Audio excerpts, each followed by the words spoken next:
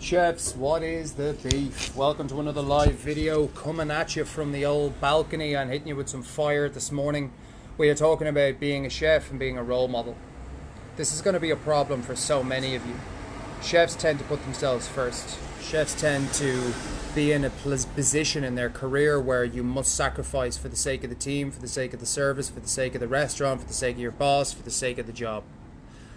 Now, as a result of sacrificing for your job, you forget about yourself. And when you forget about yourself, you pick up a lot of bad habits to cope with stress.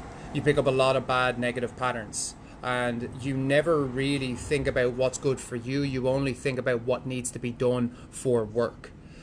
It's a very, very easy trap to fall into. It's a very, very, very fucking common thing to happen. And I think it happens to every single person that's in the industry in some way, shape, or form. And it's a very horrible thing to happen, because what does happen is, as a result of not putting yourself first, your health starts to decay. You start to lose a part of yourself. And everything that happens outside of work becomes a shit show. And you stop showing up the way you would like to show up. Whether that be able to wake up on a day off and actually feel positive about the day, be able to take your kids out to the park and not actually not feel that, oh fuck, I actually can't be bothered doing this, but really wanting to do it and run rings around them.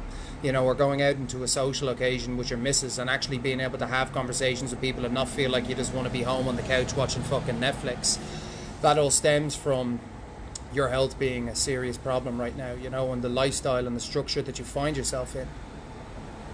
Now, the title of this video is what will your kids say about you when you're 40 and 50, or in your 40 and 50s? And that's a very, very deep question to ask. And I had a conversation with a chef the other day, and in this conversation, the chef, I'm not going to mention obviously any names or get personal on anything, but to give you a lesson, the chef I was speaking to was extremely, extremely unhealthy, carrying a lot of weight, a lot of years in the industry, very, very experienced, and basically had a classic old school chef mentality. You know, this whole, well, work is everything, I'm going to fucking destroy myself for work, and that's just the way it is, and that's just the job that it is, and fucking health is just a load of bollocks, and, you know, Jesus, that would never be the thing for me, I could never be healthy, I could never be this, I could never be that. And this same chef was also making excuses for not playing with his kids. And this chef was also blaming his wife for everything and complaining about the fact that she kept arguing with him over the fact that he doesn't do anything in the house. And this guy is getting pins and needles in his leg, his hands are going numb, he's in a lot of pain, he's got a lot of inflammation. And all he kept doing was laughing. He kept fucking laughing, you know. And I was like, what the fuck are you laughing at? This isn't funny. Why are you laughing? You know?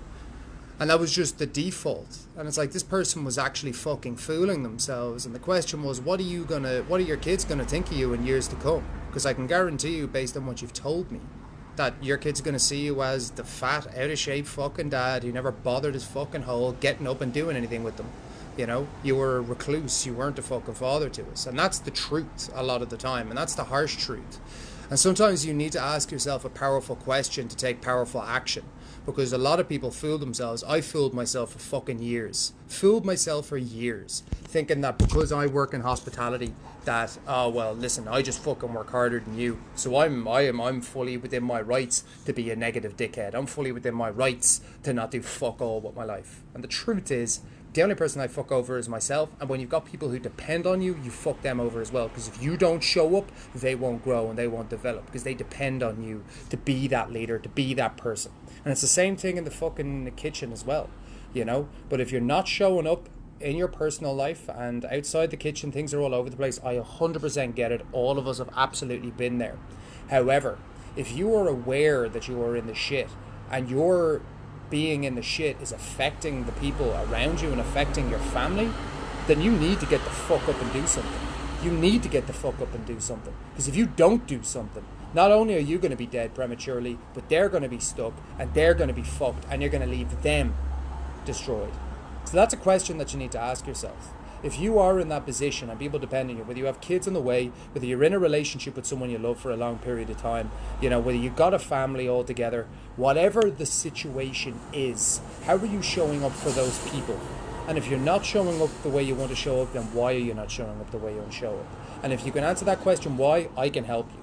But at the end of the day, chef, at the end of the day, It's like if you fool yourself and you try and laugh it off and try and make excuses and make it seem like it's okay to be a fucking dickhead and make it seem like it's okay not to show up for these people, it's just not good enough, you know? And that's down to personal standards. Because you must lead yourself before you lead others. And if there's people who depend on you, that's what needs to be done.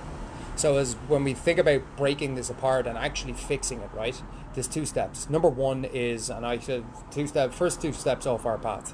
Number one, get clear on where you're at right now, get clear on where you're going. So if you think about get clear on where you're at, that person I was talking to the other day when he kept laughing, even though he was on the brink of death and his family were fucking falling apart and he kept laughing about it, you know, he's not clear on where he was. He's not clear on where he is right now. He's on death's door. I know, you know, he's in trouble. Like, his health is a serious fucking problem, and his family situation is breaking apart, and it's his fault because he's not doing anything about it. And it's like, if you get clear on where you are right now and you realize that, that drives you with a motivation, then you look forward and you set a specific goal around your body, around your mind, around your life, or your career, whatever those things are and whatever you want to achieve. Set them, get clear on them, make them specific, and then put a deadline on them. Once you have the goal and once you know where you're at and you've got that motivation and clarity, it's about structure. Mise en place for every bit of free time you have. Organize it, list it, fucking time it. Then go from there and move every single day. Something small, get your body in motion. Motion is lotion at the end of the day. Then from there, batch cook once a week, eat 2 to 3 meals a day. It's going to be difficult, it's going to be hard, there's going to be resistance in your head, there's going to be voices telling you to stop. 110% there is. There is with everything you want to do. But understand that what lies on the other side of that adversity, what lies on the other side of that fucking rainbow is the changing of your life. So what's it going to be? Do you want to stay where the fuck you're at, or are you going to change your life? That's a real question. Stay where the fuck you're at, or change your life. You can have reasons, or you can have results, Jeff. I don't do this because I want someone in the coaching program right now. I do this to send a bit of a shockwave down people's spines who've maybe been fooling themselves, you know. This industry has to change 100%, I get it, and the employment structure of it isn't great, you know, it's not great. But as an individual, you cannot live on your fucking knees.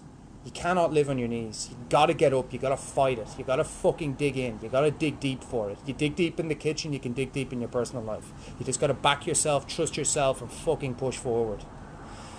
If you enjoyed the video, give us a thumbs up. If you have any feedback, let me know in the comments. And if you struggle with being a role model, message me personally and let's get this fucking show on the road. Chefs, thank you so much. I'll catch you in the next one. Stay safe.